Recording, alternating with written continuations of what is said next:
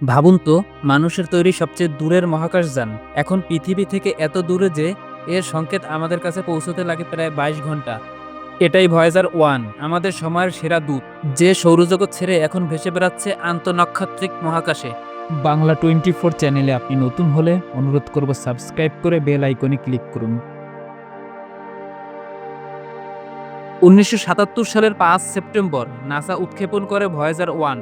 লক্ষ্য ছিল বাইরের গ্রহগুলো ঘুরে দেখা আর যতদূর সম্ভব এগিয়ে যাওয়া। এর সাথে ছিল এক বিশেষ উপহার, পৃথিবীর পরিচয় বহনকারী গোল্ডেন রেকর্ড।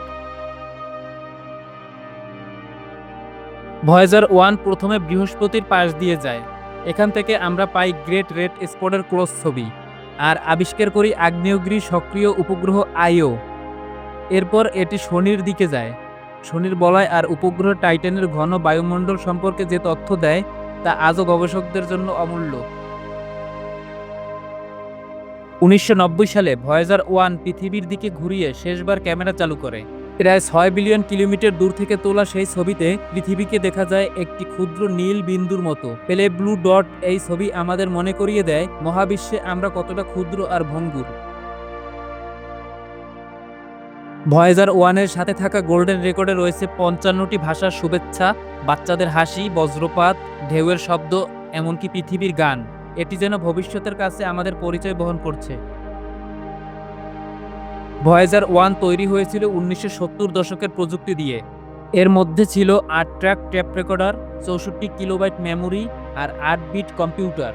এটি সৌরশক্তি ব্যবহার করে না, বরং এর শক্তি আসে রেডিও আইসোটপ থার্মোইলেকট্রিক জেনারেটর থেকে, সংক্ষেপে আরটিজি। এগুলো প্লুটোনিয়াম ক্ষয় থেকে তৈরি হওয়া তাপকে বিদ্যুতে রূপান্তরিত করে। আজও এটি সংকেত পাঠাচ্ছে, তবে শক্তি ধীরে ধীরে শেষ হয়ে আসছে। ভয়েজার 1 এর সংকেত এতটাই দুর্বল যে পৃথিবীতে পৌঁছতে লাগে প্রায় 22 ঘন্টা 30 মিনিট। পৃথিবীতে নাসার ডিপ স্পেস নেটওয়ার্ক সেই ক্ষীণ সংকেত সংগ্রহ করে বিশ্লেষণ করে। ভাবুন তো, 47 বছর আগে বানানো মহাকাশযান আজও আমাদের সাথে কথা বলছে। আজ ভয়েজার 1 পৃথিবী থেকে প্রায় 24 বিলিয়ন কিলোমিটার দূরে। এটি সৌরজগতের সীমানা ছাড়িয়ে আন্তঃনাক্ষত্রিক মহাকাশে প্রবেশ করেছে। এই দূরত্ব এতই বেশি যে সেখানে সূর্যের আলোও প্রায় আর প্রভাব ফেলতে পারে না। বিজ্ঞানীরা অনুমান করছেন 2030 সালের মধ্যে ভয়েজার 1 সম্পূর্ণ শক্তিহীন হয়ে পড়বে। তখন এটি আর সংকেত পাঠাতে পারবে না। তবুও মহাবিশ্বে এটি লক্ষ লক্ষ বছর ধরে ভেসে বেড়াবে, একটি নীরব সাক্ষী হয়ে। ভয়েজার 1 শুধু একটি মহাকাশযান নয়, এটি মানবজাতির উত্তরাধিকার।